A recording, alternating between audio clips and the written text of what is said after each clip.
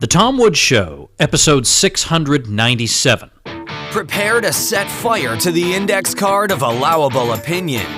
Your daily dose of liberty education starts here. The Tom Woods Show. Hi everybody, Tom Woods here. I am committed to getting 5 episodes of the show out this week. We're back to normal, more or less. I mean, in terms of the schedule, not in terms of me. I'm not in any way back to normal. I've got boxes everywhere. I've got the Mises University program coming up next week. I've just got so much going on, but if I don't get myself back on a schedule, I'm going to go crazy. So I'm releasing this episode, even though it's a little bit late. One way or another, the 5 episodes are coming out. You know, maybe one of them bleeds over into the weekend. I don't know what may have to happen, but the episodes, doggone it, they are coming out this week. Now, this particular one, on Monday, I had 2 people lined up to interview, and I had to cancel them both because of complications relating to our move. And then yesterday, I couldn't find my mobile hotspot, which I'm using for internet, until I get internet hooked up here at the house tomorrow. So I couldn't find that, so I couldn't do that interview. So, so I have several people I got to reschedule with. It's totally crazy. Not your problem, my problem. But in the meantime, this is something I've been wanting to do an episode about anyway.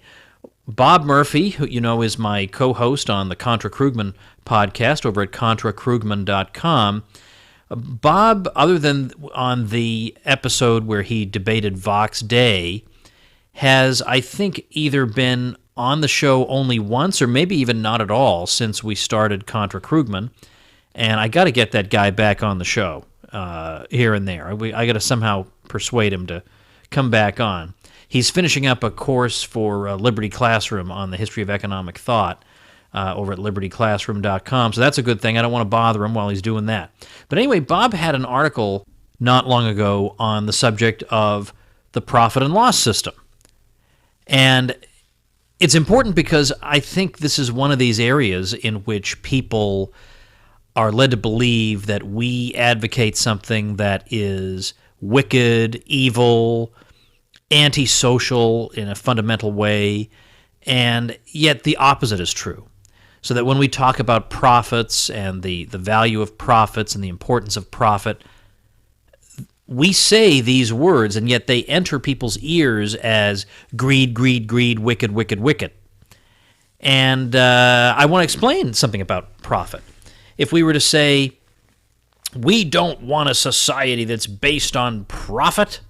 You get this a lot from people on the left, on the socialist left. We can't have a society that's based on profit. We can't have an economy that's based on profit. Well, my glib response to that is always, so you'd rather have an economy based on losses? All right. I guess I'm being somewhat playful when I say that, but it's so important to understand the value, the importance, and the function of profit. And when you do understand it, I think an honest person would say, I think my previous objections were silly, they were misinformed, they were based on my having been in a position of ignorance at that time, because now I sort of get it, that there is something important about profit. As a matter of fact, let's stop for a minute and think about the big picture. What does it mean in the grand scheme of things for a business firm to earn a profit, or by contrast, to suffer a loss? What does that actually mean? Well, when a business firm earns a profit, it means it has added value for consumers. It has taken a combination of resources, so let's say land, labor resources, intermediate goods of various kinds, raw materials, and it's transformed and combined them in such a way that people value that finished product more than they value the raw inputs. And so they've added value to these inputs. And the fact that they earn this profit is a validation by society of their decision to take these resources and combine and transform them in this way to produce that product. So that's a good thing. There's nothing bad about that. That's a good thing. We want business firms to do this. And when they earn these profits, they are, in effect, showing that the inputs that go into making these products had previously been undervalued. there was a profit opportunity there to combine these resources in such a way that they can earn over and above what they spent on the inputs, factoring in the time factor that we refer to as the interest rate. But the point is, the business firm has taken resources and done something with them that meets with the approval of many consumers, that satisfies consumer preferences. So there's nothing about that that's bad. There's nothing about that that we should lament or be angry about, or there's certainly no reason to be talking about greed, which has nothing whatsoever to do with this process. In fact, I like the way Bob puts it. He says, to bemoan a capitalist earning high profits is like complaining about a surgeon saving too many lives. If we think of the contrary case where the business firm suffers a loss, what does that mean? It means that the firm wants to produce some good, but pretty much, if not everybody in society, then a whole lot of people in society think that firm is making a bad decision, that society would rather see those inputs used in the production of other goods.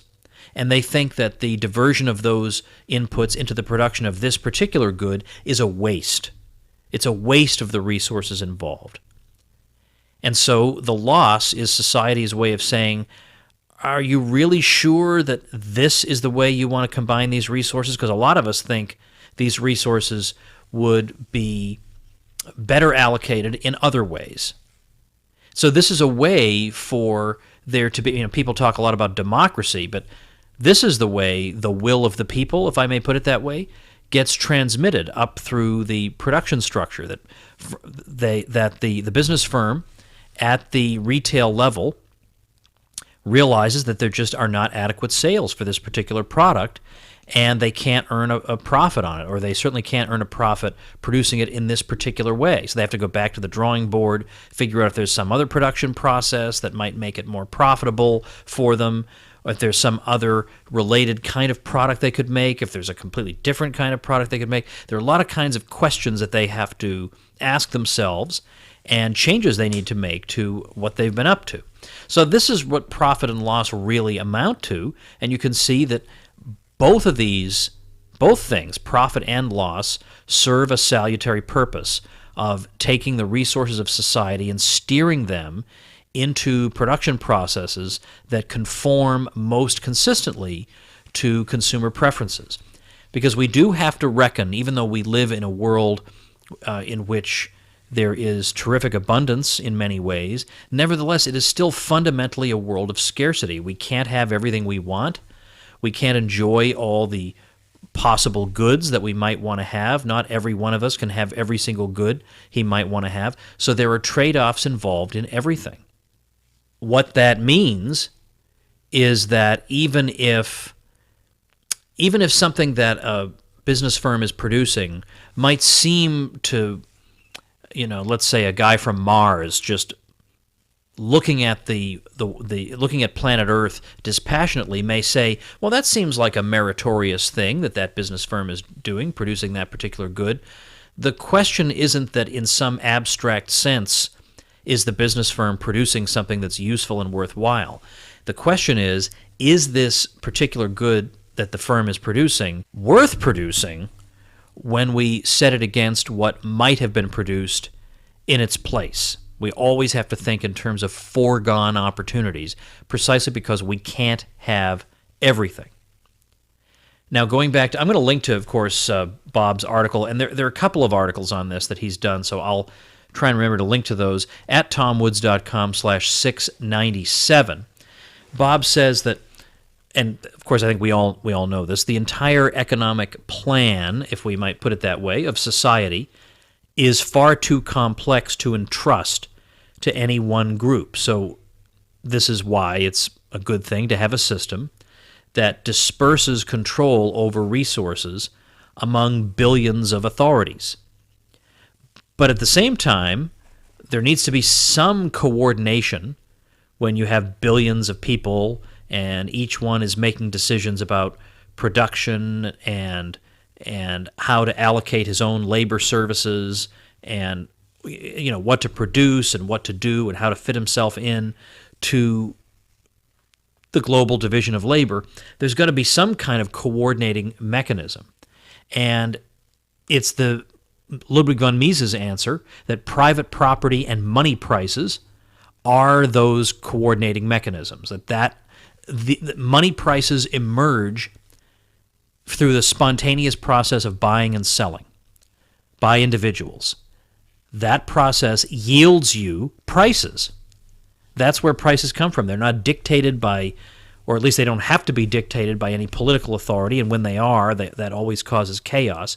They emerge spontaneously from the normal buying and selling process of a vast majority of individuals, of a great bulk of individuals, and the result is a system that allows entrepreneurs to figure out what it seems like is the best thing to produce. That when entrepreneurs can't be infallible, but they can take a look at the array of existing prices, prices of outputs, prices of inputs, and use that as data to reckon, to figure out what makes sense, what will be likely to earn them a profit for them to produce. The profit and loss system also helps to keep entrepreneurs from making ridiculous, ludicrous decisions that would be harmful and wasteful.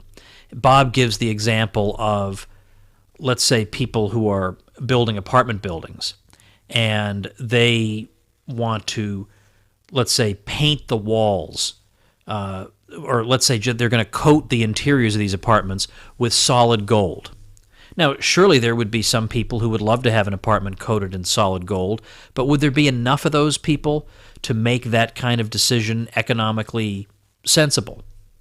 Probably not, which is why you don't see apartments that are coated in solid gold. It's because gold is simply too expensive the price is just too high for it to make sense as a wall coating in an apartment.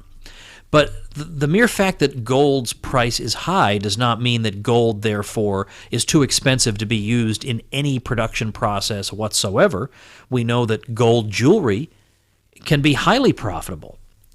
And that's because people who are in the market for jewelry are indeed prepared to pay for gold, and they're prepared to pay enough of a spread between what they would pay for a silver necklace as opposed to a gold necklace. They're willing to pay enough extra for the gold necklace that it is very much worthwhile for the jeweler to produce or sell gold necklaces. And in fact, the very fact that gold is expensive is an indication that it's so expensive as to be prohibitive as a coating material for apartment walls. The reason it's so expensive is precisely that other entrepreneurs are bidding so heavily for it in the production of other things. And so the profit and loss test makes sure that gold is used only in the production of things that make sense, that people actually want gold to be used in. People are willing to pay, people are willing to part with their own resources to acquire, and they're not willing to part with their resources for solid gold-coated apartment walls. So that would be a waste of gold, and the profit and loss system, in effect, steers entrepreneurs away from economically destructive decisions like that, and makes sure that the resources are employed in ways that are socially beneficial and conform to people's preferences. Now, apparently not long ago in Venezuela, there was some kind of law imposed that was intended to limit profits. Again, there's no reason you'd want to limit profits. As we've seen, profit is an entirely benign thing. There's nothing about it that you would want to limit. But they want to limit profits to what it would be legitimate for a business firm to earn to cost plus 30%. And that would be, they thought, fair. So, all right, well, again, profit is not something you'd want to punish, because profit means that you or your firm anticipated consumer demand better than anybody else. And so that's precisely, people who are good at anticipating consumer demand, they should be rewarded with more resources. because they're the best at figuring out what people want and providing it to them at a price that people are happy to pay. So those are precisely the people who should have command over resources. That's a good thing. Now think about the incentive that's produced if we were to say everybody is allowed to earn back the cost of production plus 30%. Let's say there's some kind of limit like that. Then what you would get, and here's Bob's example. Think about local governments that monopolize electricity production, for example. And then they use cost plus pricing. They say that their investors can earn a so-called fair rate of return through cost plus pricing. So they can get their cost back plus a little extra. The problem with that, as Bob explains, is that it views costs of production as a given. So that is to say, there would be obviously far, far less incentive to want to look around and figure out ways to cut costs, to figure out how you can deliver megawatt hours more cheaply. Because if you know, if you're a firm that you're allowed to, you can charge your cost plus a margin for profit, well then what's the real overwhelming urge to cut those costs? You're going to get your profit anyway. So this is not a helpful way to operate. Instead, just forget this cost plus approach. Just let profit and loss operate freely in the market, and the result is the best result we can have. It doesn't mean it's a perfect result, but it's the best result we can hope for in this world. Now, here's an interesting insight that Bob had back in 2010 after there was a terrible earthquake in Haiti, and Bob actually went to Haiti. Not a lot of people know this. He has written about it, but Bob actually went to Haiti for a week to help out and try and contribute to disaster relief using his own physical labor. And he talks about it in this article, and he thinks in terms of how the people, himself included, in Haiti might have helped more efficiently. He says that basically he, being the professional economist in his group, was the only one thinking in the following way. Everybody was just thinking, well, we've all got to go out there and contribute, and we don't want people slacking off by having everybody sign up for the cushy jobs like preparing the poles for building tents and things like that, assembling these poles. Instead, we want people to get out there and take a sledgehammer and break apart concrete blocks. And Bob says, well, to be a tough guy, I volunteered for rubble crew more than necessary, but I probably would have contributed more if I had focused on pole assembly, because I was pretty good at that. But the decisions as to who was to do what weren't based on any economic considerations or efficiency considerations or how can we produce the most help for these people. It was all bureaucratic and arbitrary and based certainly on good intentions, but not on the idea that, well, we've got limited manpower here. Let's try and see how it can be best allocated to produce the best result for everybody. Again, he says, nobody but me was thinking like this. None of the team leaders had to provide an account of the resources, including the labor of the volunteers, used during a particular day, and compare that to the amount of help, however quantified, their team had provided to the Haitians. In other words, there was no way for the team leaders to apply a cost-benefit test to their respective operations. And then Bob compares this to his job when he worked in the dairy section of a grocery store when he was much younger. He said that we were thinking always in terms of profit, and in terms of profit simply meant providing what consumers wanted. We had to know, should we be selling chocolate milk, and how much of the white milk should we have available, how much whole milk, how much 2% milk, how much skim milk, what should the individual workers be doing. All these things had to be measured against the standard, held up to the standard of profit and loss, to make sure that everybody's doing that job that adds the most value for the consumer. So there's nothing to be upset about with profit. And in fact, of course, when a firm begins to make significant profits, or there's a whole industry that's making significant profits, what winds up happening, of course, is this attracts entrants into that industry because people want a piece of the action. And so there's now more production taking place in that industry, and therefore the profit there falls because there's more production going on. The profit, in effect, is being spread around more, if we may think of it that way. And so that pushes profits down, whereas losses lead to firms exiting an industry, and then there are fewer firms remaining, and there's less production, and the losses begin to cease. And so this is how production is regulated by profit.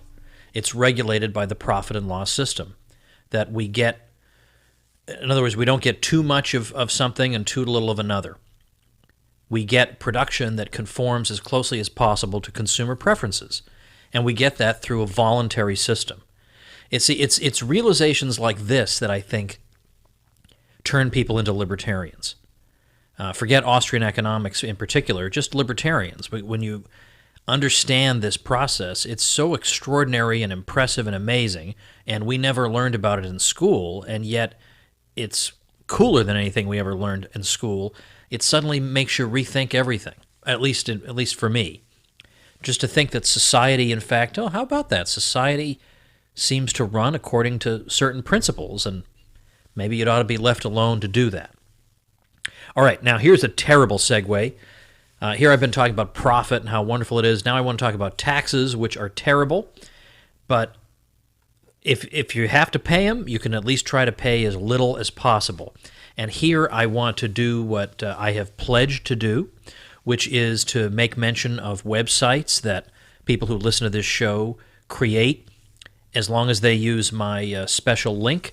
Check out tomwoods.com/publicity, and you'll see what that's all about. But one such person who used my link to get hosting started ajfreedomfinancial.com. And at ajfreedomfinancial.com, well, you'll see what it's all about when you get there. What I want to tell you about is that they will help you pay as little in taxes as you can possibly pay. And in fact, the creator of the site says, please mention that if someone signs up for one of my monthly plans starting as low as $10 a month, I will build that person a comprehensive tax plan, potentially saving them thousands of dollars in taxes. If they don't like my plan, they can always cancel their membership. And also, members of the Supporting Listeners program at supportinglisteners.com, if you contact Josh Fallenstein, who is with AJ Freedom Financial, if you write to him on Facebook, and you can find him in our private Facebook group, and you're a supporting listener, then he'll create a tax plan for you for free. So what Josh ultimately says is that it's his goal to try to ease the tax burden on people as much as possible, because he has certain moral beliefs about taxation, and so he takes that very seriously. So it's very much worth checking out ajfreedomfinancial.com. I will insert that as the listener website mentioned at tomwoods.com/697. Now, next week, I'm going to be in Auburn, Alabama for the best week of the year, my favorite week of the year.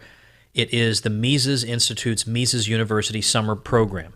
And I went to it in 1993 as an undergraduate. I met Murray Rothbard there, and it really changed my life completely. So to me, to be on the other side of things and actually doing some of the teaching at that event is a thrill I can hardly contain myself about. Now, the Mises Institute is making available access to this event for people who can't be there in person. They're calling it Virtual Mises University, and you can watch all the lectures, you can get and download all the slides that are used by the presenters.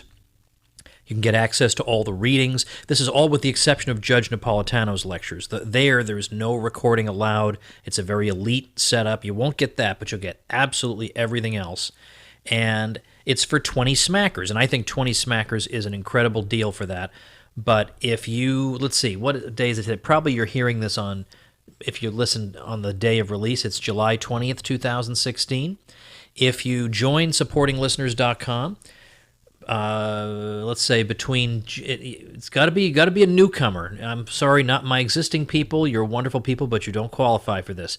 But let's say between July 20th and July 25th, if you join supportinglisteners.com, I will pay that for you. And you can just get Mises University virtually for free. I'll pay that for you. You got to sign up and then write to me on my contact page at tomwoods.com, and I'll do that for you because I love this program and I know you're going to love it too. All right, I got Murray Sabrin coming on tomorrow, and we're going to talk about the Republican convention. I haven't been able to watch it. I haven't got any cable set up here. I've just moved into a house, but no doubt Murray is following it closely, and I'll certainly have a lot of things to say. So Murray Sabrin on the Republican convention, coming up on the next episode, so thanks everybody so much for listening. Become a smarter libertarian in just 30 minutes a day. Visit TomWoods.com to subscribe to the show for free, and we'll see you next time.